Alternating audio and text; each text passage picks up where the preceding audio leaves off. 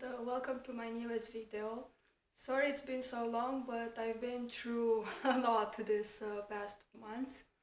I've remodeled my place, I've painted the furniture, the walls, and I've basically quit my job.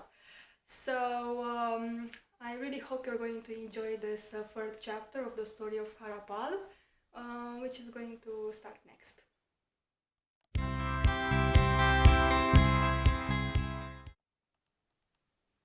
They went a long way and crossed over 9 countries and 9 seas.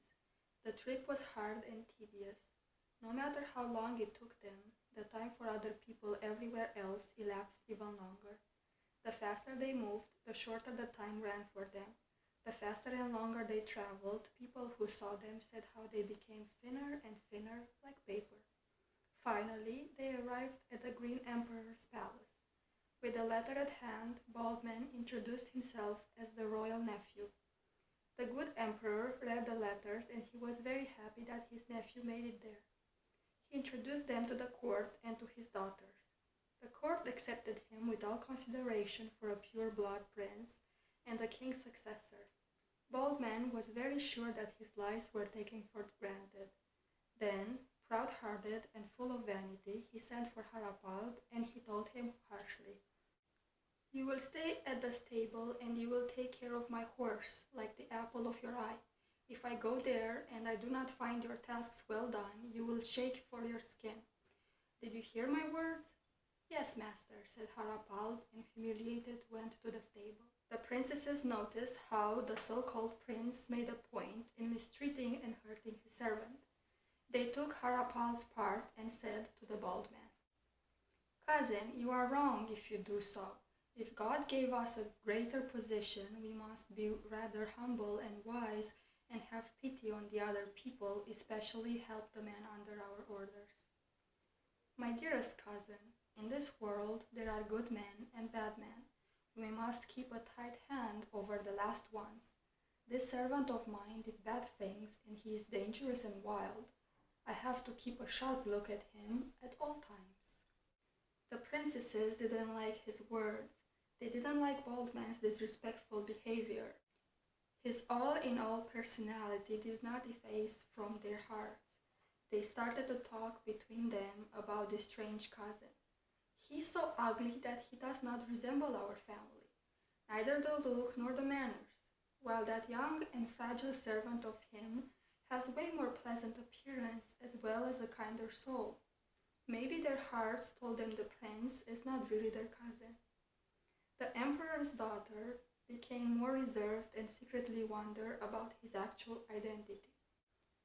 One day, Baldman was joining his uncle at dinner. The servants brought them some very special lettuce. The king said to his nephew,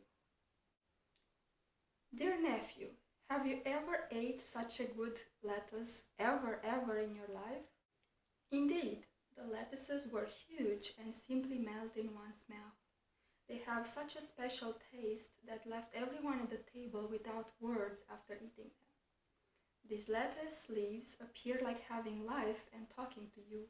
Their green color was deeper than emeralds, yet more fresh than the cool air. These lettuces were soft, yet brittle, and one didn't need anything else to add, no salt, no spices.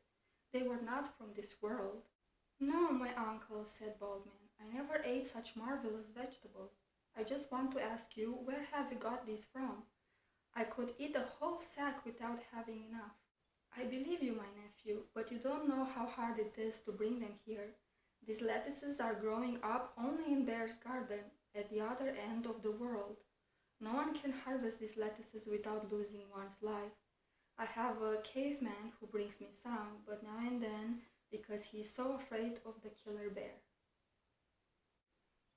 Hearing that, Baldman, who wanted at any price to get rid of Harap, said to the king, "Good Lord, my uncle, my servant will bring us these salads." "I think you are joking, my boy. He could never do this, only if you want to see him dead." "My uncle, don't worry about that. I bet he will bring us a lot of these lettuces because I know his powers. Just wait and see." Then he called Harap and said, Right now you will go and bring me this kind of lettuces from the bear's garden. Go now, in a hurry, and mind my orders, for I am your master. Harap exited the room and went to the stable. He caressed his horse and told him saddened, "My little horse, if you could know how afraid I am. I didn't listen to my father, and now I'm a servant of a crook. I have to obey him, otherwise my life is in danger." "Prince," said the horse, "don't worry. Let's go, and God will take care of us. Jump on me and hold tight, because I'll take you as fast as the wind." The magic horse flew with Harap high to the clouds, then back on earth, over the trees, over the seas, over the mountains, over the houses. In a few moments they landed in an island right in the middle of the large sea. It was impossible for anyone to cross the sea starting from its shores, since it was boundless. However, the embers-eating horse approached it from the skies. He flew low and wet his hoof into the sea water. At a touch, the horse transformed in a seahorse, so the sea was not hostile for them. The horse and the sea were one now. When they arrived on that little island, they found on the sand a little house covered in green silk like velvety moss. The prince dismounted, and to his surprise saw in the threshold of the door the old woman, which gave him many good advices at home. "Good day to you, my prince. Do you remember me? I must confess now, I am the Holy Sunday lady, and I know already your troubles. The bald man wants to kill you, and he sent you to the killer bear's garden. You must stay here for the night. I will think what you wrought, and I can plan to get those lettuces." The gratified prince thanked Holy Sunday for her hospitality and help. She answered, "Be sure that I help you because you have such a good heart." And she went into her house. Later in the night she ran to the garden through the dew and got sleeping plants. She boiled them together with honey and sweet milk. Then she went to the bear's garden and poured this mixture into the bear's fountain. Waiting there by the water, she saw the bear coming early morning with rage and awfully growling. As soon as she reached the fountain, it began to drink. He drank and growled contentedly, then suddenly became dizzy and fell down like dead.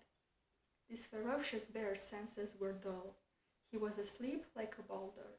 Holy Sunday went back to her house, woke up the prince, and said, "Cover yourself into the bear skin from your father and go ahead to the bear's garden. Jump the fence, walk in, and freely take how many lettuces you want, for I took care of the bear. Be careful though. If the bear wakes up and comes to you, throw your bear skin towards him and run as quickly as you can towards my house." The prince got to the garden and began to pull up the best lettuces leaves, stuffing them into a big bag. When he was about to get out of the garden, the bear woke up and he was coming growling towards him. The prince threw the bear's skin at the beast and ran to Holy Sunday's house. He arrived safe. He thanked the old woman, kissed her, took the bag full of lettuces, and left. They arrived to the Green Emperor's palace, and to the great surprise of the emperor and princesses, he gave them the beautiful lettuces. The bold man turned pale and barely could hide his fury. Short time after that, the emperor showed Baldman some special jewelry, telling him, "My dear nephew, did you ever see such precious and beautiful gems in your life?" "I did see some, my uncle, but never like these." "Where are these precious gems from?" The gems were mixed, diamonds, rubies, sapphire, but the most intriguing of all were the emeralds. Of course, it was the Green Emperor's land. They have the most beautiful, most intense, and most radiant green that can possibly be imagined.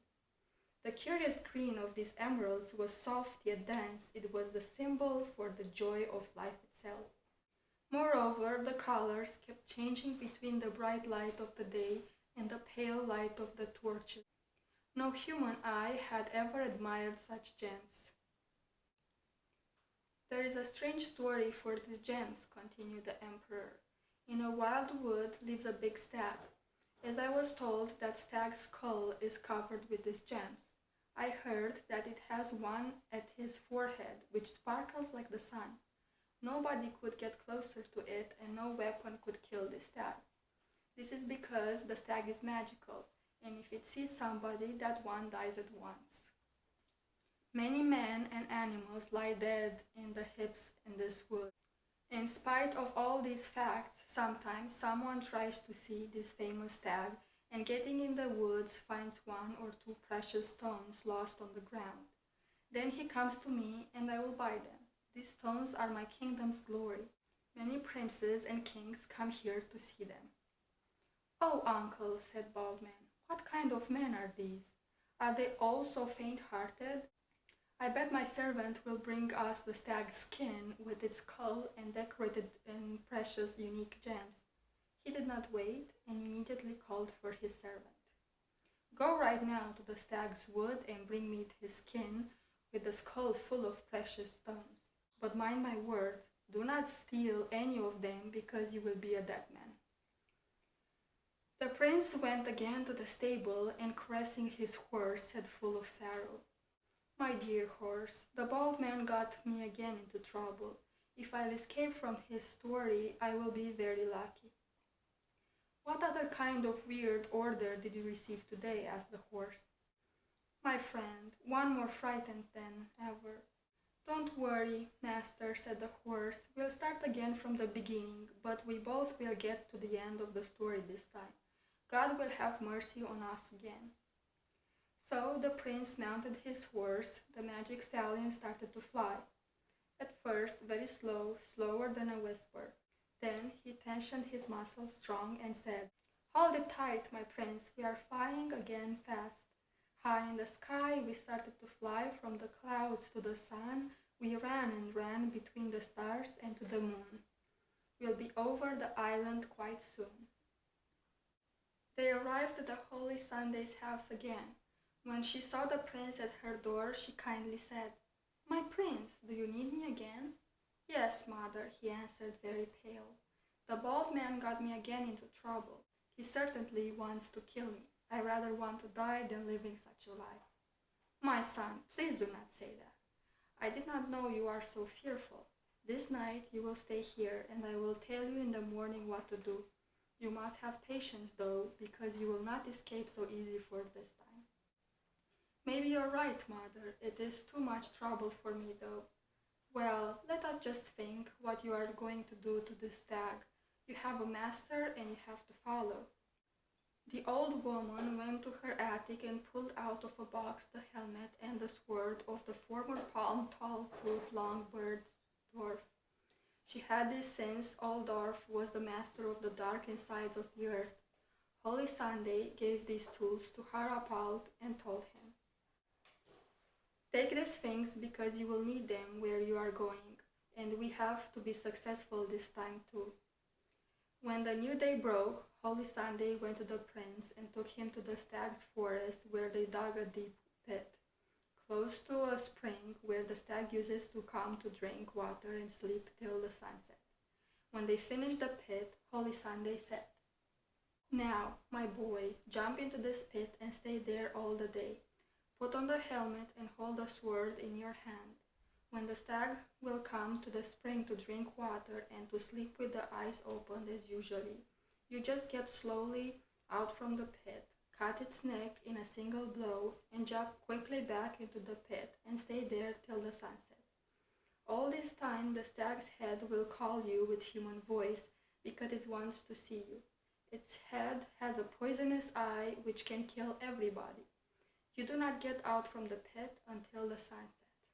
And so the prince did what the Holy Sunday told him. After he chopped out the stag's head, he did hide in the pit. The stag's head cried and called the name of the prince. "Good prince, get up only a bit so I can see you, because you are so brave and I want to give you my treasures. I want to see you, to see you." But the prince didn't answer and stayed quiet there.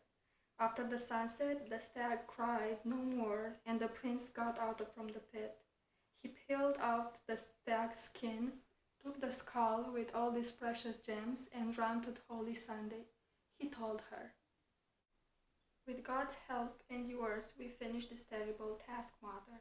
I hate Bald Man, and I want to see him again only when the pigs will fly. Leave him to his fate, my prince. You've done your duty. Now go home and take care." So the prince thanked Holy Sunday, hugged her, and went on his horseback to the Green Emperor's palace. They went to the kingdom, God gave them wisdom, and the story of King's Land is still away from its end. On his trip back, everywhere they stopped, people came to see him because the big gem from Stag's skull was sparkling brighter than the sun. During this time, one evening, Bald Man, Green Emperor, and one of his daughters were talking in the palace garden. They saw at a distance some bright rays of light coming from them. A lot of people ran to see this miracle. It was the prince riding his horse and carrying Stag's skin and skull covered by gems. The cunning Bald Man said, "Do you see, uncle? Did I tell you lies? I see, my nephew. If I would have such a servant, I would call him to dinner together with us, and I would put him to sit at the top of the table." "Oh, uncle, a servant is a servant, not a relative. You have strange ideas. I think you are too old, so better put me soon in your place, and you will see what a good life will be for everyone. I am the right man."